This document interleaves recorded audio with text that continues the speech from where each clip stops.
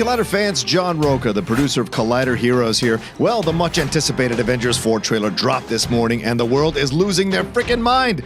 And so am I. We've been waiting to see what happened to our favorite hero since the snap heard round the galaxy, and with this trailer, we got some answers. Tony is sending messages to Pepper. Captain America has shaved his beard. Thor is still missing his eye. Banner is still having a Hulk complex, and Black Widow is still being a badass. And holy Barton is back, and he's not Hawkeye, he's Ronin, and he's like killing people. The title of the film is Avengers Endgame, and Endgame usually refers to the final stage of a match when you make huge sacrifices to win. Might we be getting that here? Well, as Samuel L. Jackson might say, let's break this sucker down and find out. The first shot of the trailer is Tony Stark on what looks to be Nebula's ship with what's left of his Iron Man helmet. He turns it on to record a message for Pepper Potts, or Miss Potts as he calls her. He's exhausted, dehydrated, and looks near the end. We see a shot of the ship he is in from below. It looks like the ship that the Guardians used to fly to Titan. Tony utters a very ominous line, part of the journey is the end. Is he foreshadowing his own death with that line? We're not sure how long after the snap it has been, but we do know that food and water ran out 4 days ago, and that he has 1 day of oxygen left, so recording a goodbye to Pepper makes sense. Remember that he was talking to Pepper when he got on Ebony Maw's ship in Infinity War, and their conversation was cut off. Also, since Iron Man started this whole shebang with Pepper in 2008, it makes sense that they should be the ones to start a trailer that could signal the death of Iron Man. When I drift off, I will dream about you, it's always you. Will Pepper get this message before Tony dies? Will she rescue Tony?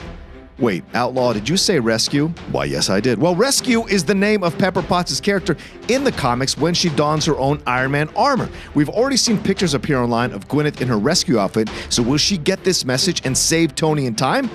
Or will a certain space warrior whose trailer we recently saw intercept this message and save Tony? I'm talking about Captain Marvel, of course. Well, Marvel then messes with our hearts some more by having the logo turn to dust and blow away right in front of us. Oh, those guys. Next shot is of Thanos' armor propped up almost like a scarecrow. Okay, Infinity Gauntlet fans, this is your scream moment. You remember that image appeared in the comic book source material after Thanos had lost the gauntlet and he, quote-unquote, retired from being a villain to live a quiet life as a farmer. He used his armor as a scarecrow to ward off predators. Maybe the Avengers in this case. In the comics, he even becomes a bit of a hero after this moment. So is this a possible reference for the keen observer that Thanos will not be the main villain in the movie? Will we finally see the Mistress of Death, Hela, become the villain here, or maybe someone else? Remember, Thanos has nothing to fight against now. He won. Some have speculated also that this armor is on Wakanda and that this is a reminder to the Wakandans of their murdered king, and it is intended to rally them in a battle against Thanos should they see him again.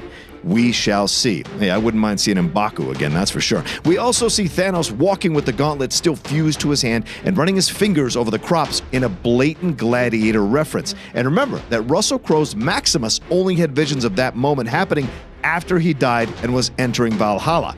Could Thanos be in some version of a spirit world? We did see him talk to a young Gamora at the end of Infinity War who asked if it was all worth it. So he could be in the universe of the Soul Stone. Anything is possible at this point. Black Widow explains Thanos' victory next, and it's accompanied by a tear from a freshly shaven Steve Rogers, who is back as Captain America, people. Now, he must be crying seeing the deaths of the other Avengers on the screens by a concerned Bruce Banner, Scott Lang, Shuri, and Tom Holland's Peter Parker. Oh man, I don't feel so good. Shuri! Steve Rogers then talks about the loss of friends and family as we see a very empty Avengers compound, along with an emotional Thor still missing his eye, grieving Loki's death, and his failure to kill Thanos. Nebula is also shown touching what is most likely Gamora's coat. And just as we see these images, the moment of the trailer happens for me. Ronin. Clint Barton is back here, people. That's right, Hawkeye is here. Or rather, Ronin is here. Comic book lovers know that Hawkeye becomes Ronin in the comics after he is killed during the House of M storyline. He is brought back to life, but it leaves him psychologically damaged, and he becomes Ronin. In Avengers Endgame, it might be that Thanos wiped out Barton's wife and kids with his snap, and that's what makes Barton become Ronin. Remember, he was under house arrest as well, so maybe he becomes Ronin to evade the authorities, and his wife and kids are just fine. A theory I have is that if the rumors are true about time traveling, time vortexes, and quantum realms in this movie, maybe this is an alternate dimension that Black Widow finds herself in, where she discovers that Clint Barton never became Hawkeye and has always been Ronin instead. Also, for those who are not up on their history of feudal Japan, Ronin were masterless samurai who at times have been depicted as bringers of justice in numerous samurai movies. And as we've seen in these movies many times, he wipes the blood from his sword with his arm. This is awesome.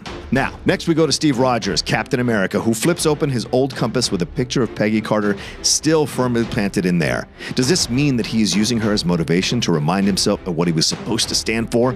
Or is this a moment where he's thinking he might be seeing her again real soon in the afterlife? Again, it's called Endgame, people. Sacrifices must be made. Rogers responds to Black Widow saying that their plan is going to work by telling her that he knows it is because he doesn't know what he'll do if it doesn't. This foreshadows the sacrifice he's prepared to make their plan work, the lengths he knows that he will need to go to. Oh, man. Next, we see the Avengers logo coming together like pieces of a shattered planet, which could mean the reconstruction of a new Avengers team from the pieces of the old one. Or maybe this indicates the destruction of someone's planet, maybe Thanos's, especially when you notice the purple hue in the title and that A symbol. The trailer ends with everyone's favorite man-child Paul Rudd Scott Lang showing up to buzz on the door of the Avengers compound. We now know that Scott escaped the quantum realm after the end of Ant-Man and the Wasp. It's a much-needed moment of levity in a very serious trailer. Also, he leaves us wondering how he escaped after Hank Pym, Janet Van Dyne, and Hope Van Dyne were vaporized by Thanos. My theory is that Lawrence Fishburne's Bill Foster and Hannah John Kamen's Ghost survived the snap and somehow got Scott out of the quantum realm. Remember that he was in there to get quantum healing particles for Ghost. Or maybe he just did it himself like he did it in the first Ant-Man. Time will tell. Either way, it shows us that he will play an integral part in this movie, as will the quantum healing particles, tardigrade fields, and definitely the time vortexes that were referenced in Ant-Man and the Wasp. Okay, phew, well, I'm John Roca, and that's our Avengers Endgame trailer breakdown. Thanks for watching and listening to it. Let us know what you thought of the trailer, what you thought of this breakdown, and if I missed anything in the comments section below. Remember to like and share this video on your social media and to subscribe to our channel for the galaxy full of content we will have on Avengers Endgame here at Collider. Thanks, and remember that part of the journey is always the end.